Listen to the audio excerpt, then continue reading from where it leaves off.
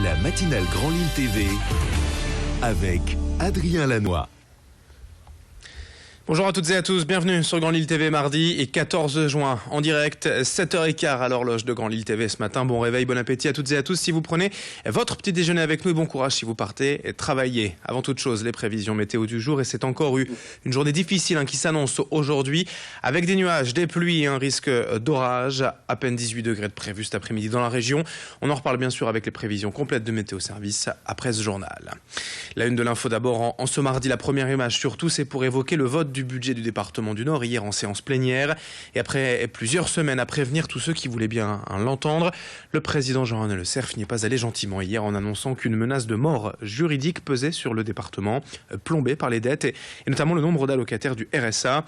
Le conseil départemental veut donc avant tout améliorer l'encadrement des bénéficiaires et leur retour à l'emploi. L'institution pourrait en effet économiser près de 200 millions d'euros si la moitié de ses 150 000 allocataires retrouvaient un travail.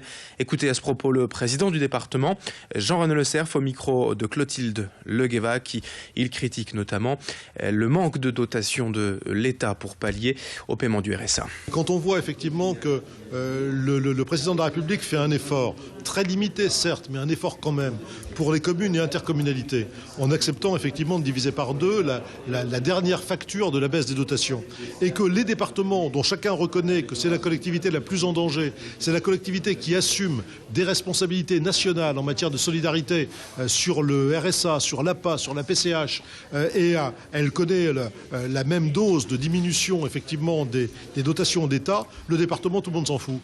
Il y a quelque chose d'anormal, il y a quelque chose d'amoral, il y a quelque chose qui frôle réellement des phénomènes de mauvaise administration. Autre actualité à la une, évidemment, l'Euro de football en France et cette succession de matchs tous les jours. Des renforts de police ont donc été réquisitionnés dans toute la région, notamment pour sécuriser les abords des stades à Lille ou à Lens, mais aussi les fan zones en centre-ville. Et du coup, il y a de nombreuses communes, de nombreuses villes où les policiers seront absents du commissariat jusqu'à la fin de la compétition, soit le 10 juillet. Une décision qui met en colère Nicolas Lebas, le maire de Fâche-Tuménil, en considérant que le service public est tout simplement dépouillé par un événement en privé économique. Je vous propose de l'écouter, nous l'avons joint par téléphone.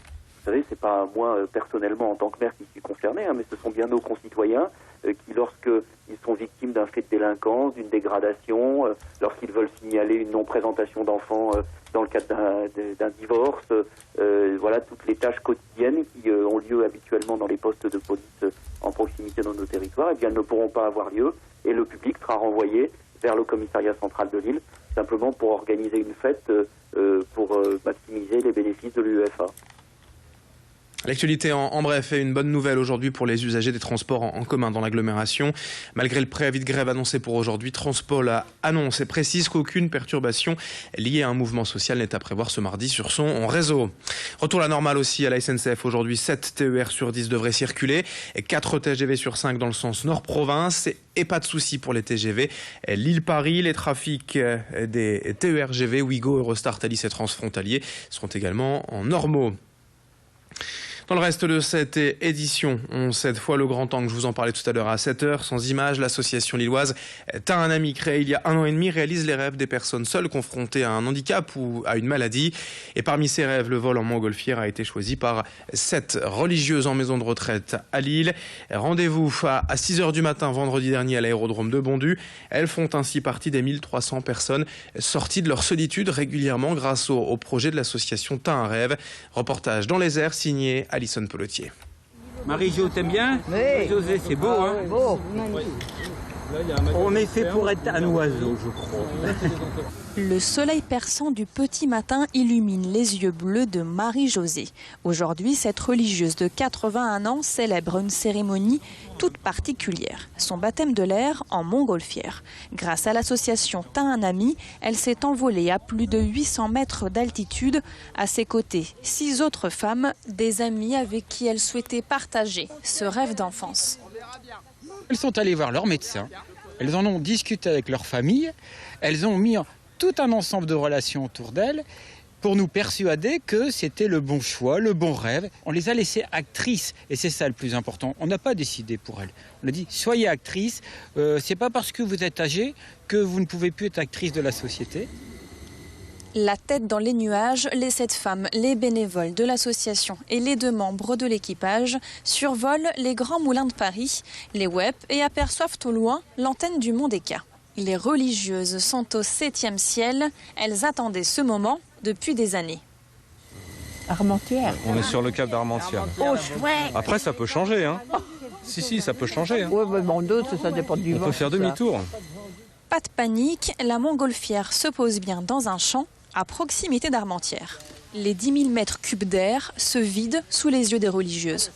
Pour moi, la nature a été quelque chose de la découverte de cette immensité et on est dans cette immensité. On n'avait pas l'impression de monter. C'est très calme, très doux, vraiment très très bien. Je m'en inquiétais un petit peu. Enfin, ça s'est bien passé. Ah oui. Tous les applaudissements. Oh, bah, félicitations. Les 7 femmes ont même eu droit à un petit sésame, un certificat du baptême de l'air. Retour abondu après l'effort, le réconfort, le verre à la main. Elles trinquent à la vie, qu'elle soit comme ces petites bulles, belles et effervescentes. Allez, fin de ce journal, 7h21 en direct sur Grande Lille TV. Dans un instant, à suivre la météo et l'infotrafic. Merci de votre fidélité.